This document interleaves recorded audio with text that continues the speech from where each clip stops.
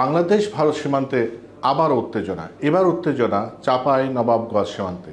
চৌকা সীমান্তে আমরা উত্তেজনার খবর পাচ্ছি। গণমাধ্যমের তথ্য অনুযায়ী আমরা দেখতে পাচ্ছি যে বিএসএফ ৫ শতাধিক ভারতীয় নাগরিক নিয়ে বাংলাদেশের সীমানায় ঢুকে পড়ে এবং সেখানে যে আম গাছ ছিল সেগুলো কাটা শুরু করে এবং এইটাকে কেন্দ্র করে দুই দেশের নাগরিকরা সীমান্তে জড়ো হতে শুরু করে এবং ধাওয়া পাল্টা ধাওয়া শুরু হয়।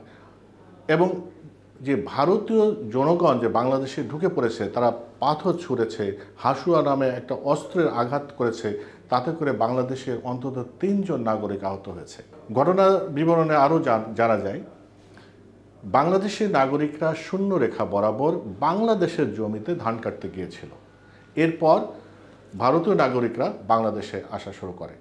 এই যে উত্তেজনা, বাংলাদেশের জমিতে বাংলাদেশের মানুষ গম কাটতে যাবে, সেটা নিয়ে কোনো আপত্তি থাকার কথা নয়, বরং ভারতীয় নাগরিকরা কেন বাংলাদেশের মাটিতে ঢুকবে এবং বিএসএফের সহযোগিতায়, সেটা নিয়ে প্রশ্ন উঠতেই পারে। আমরা দেখতে পাচ্ছি যে ভারতের এই যে বাংলাদেশের সীমান্তে বেশ কয়েকদিন ধরেই কিন্তু উত্তেজনা, কিন্তু এই উত্তেজনা কিন্তু ভারত বাংলাদেশ সীমান্তের মধ্যে সীমাবদ্ধ নেই।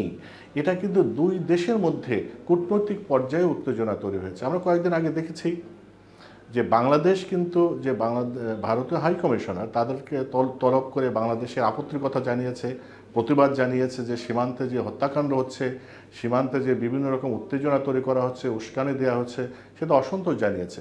এর পাল্টা হিসেবে দিল্লিও কিন্তু বাংলাদেশের উপ হাই কমিশনারকে ডেকে তারাও তাদের কথা বলেছে। এটা একটা কূটনৈতিক পর্যায়ে এবং পতাকা বৈঠক হয়েছে। এখানে যে এর আগে কাঁটাতারের বেড়া দেওয়া হয়েছিল, সেটা নিয়ে বাংলাদেশে আপত্তি ছিল। এখন একটা সীমান্ত, বাংলাদেশের সাথে ভারতের যে সীমান্ত, এটা কিন্তু দীর্ঘ 4096 বর্গ কিলোমিটারের সীমান্ত। এটা বিশাল সীমান্ত। এখন দুই দেশ পাশাপাশি বসবাস করতে হলে একটা সমঝোতার ভিত্তিতে, সম্মানের ভিত্তিতে, সমমর্যাদার ভিত্তিতে বসবাস করতে হবে।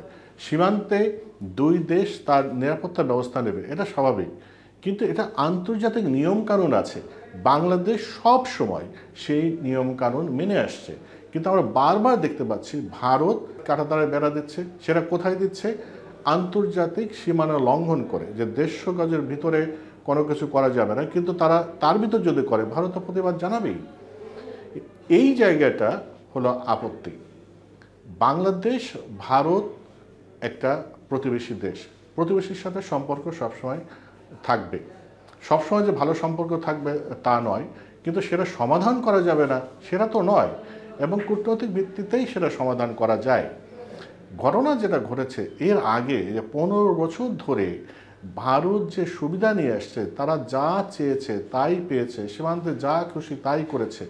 এবং দেখেন যে কোনো সীমান্তে এইভাবে গুলি করে মানুষকে হত্যা করা হয়, এটা কোনো সীমান্তে, পৃথিবীর কোনো সীমান্তে এরকম হয় না। আপনি পাকিস্তান ভারত সীমান্তে দেখেন, সেখানে তো কোনো দেশের অস্ত্র নিয়ে বহন করাই নিষেধ। কোনো দেশের সৈনিক সেখানে অস্ত্র নিয়ে বহন করে না।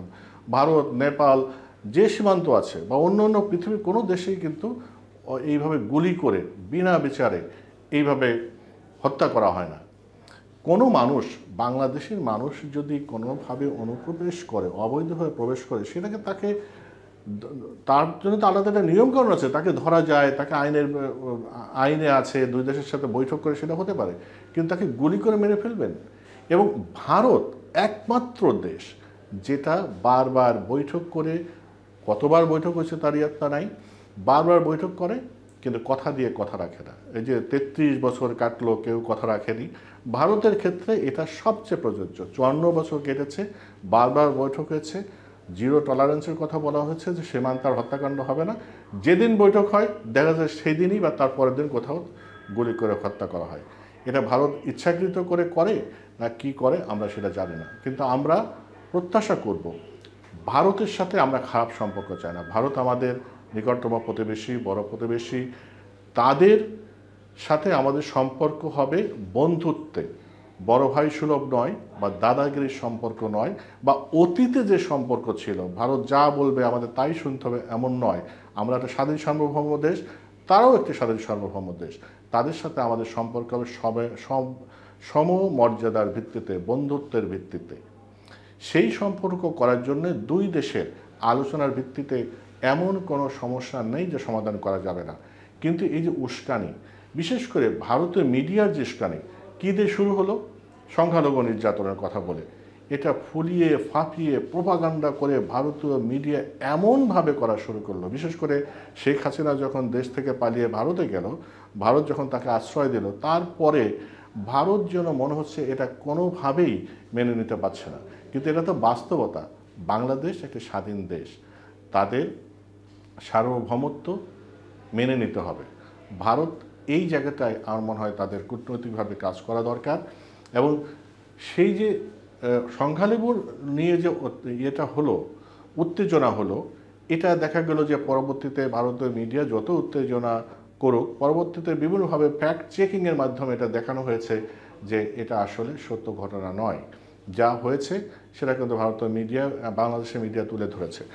এই সব জায়গার পরে এখন আবার দেখা যাচ্ছে যে এই যে ভারতীয় সীমান্তরক্ষীর যে উস্কানিমূলক কর্মকাণ্ড, এইগুলো বন্ধ করতে হবে। আন্তর্জাতিক আইন মেনে প্রতিবেশীর প্রতি বন্ধুত্বসুলভ আচরণ দিয়ে এটা করা যেতে পারে।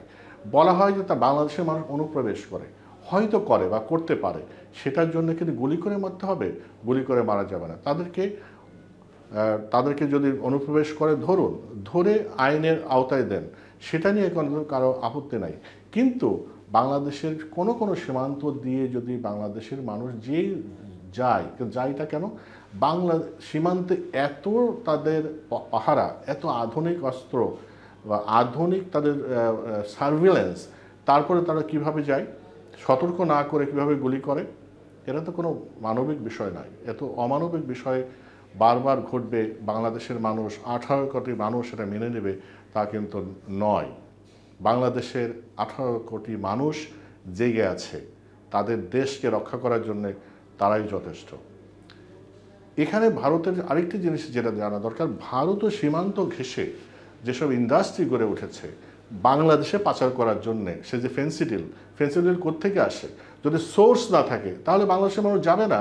আপনারা সেখানে ফেন্সিডিল কারখানা বন্ধ করেন না কেন? এই জিনিসগুলো আসলে দেখার বিষয়। আমরা প্রতিবেশীর সাথে কখনোই খারাপ সম্পর্ক চায় না, বাংলাদেশ কখনোই খারাপ সম্পর্ক চায় না। কিন্তু আগের সরকারের সাথে কি সম্পর্ক ছিল সেটা বড় কথা নয়। অন্তর্বর্তীকালীন সরকার বা পরবর্তী যে সরকার আসবে, তাদের সাথে সমমর্যাদার ভিত্তিতে দুই দেশের স্বার্থ সংরক্ষণ করে আমরা সম্পর্ক চাই।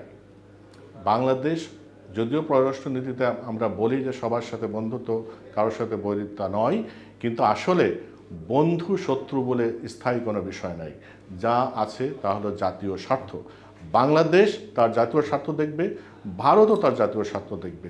দুই দেশ মিলে স্বার্থ সমন্বয় করে এগিয়ে যেতে হবে, কোনো দাদাগিরি নয়। আমরা ভারতের সাথে কখনোই খারাপ সম্পর্ক চাই না। বাংলাদেশের জনগণ ভারতের জনগণকে খারাপ চোখে দেখে না। দুই দেশের আরও সতর্কতার সাথে, সংবেদনশীলতার সাথে সম্পর্কে এগিয়ে যাবে, সেই প্রত্যাশা।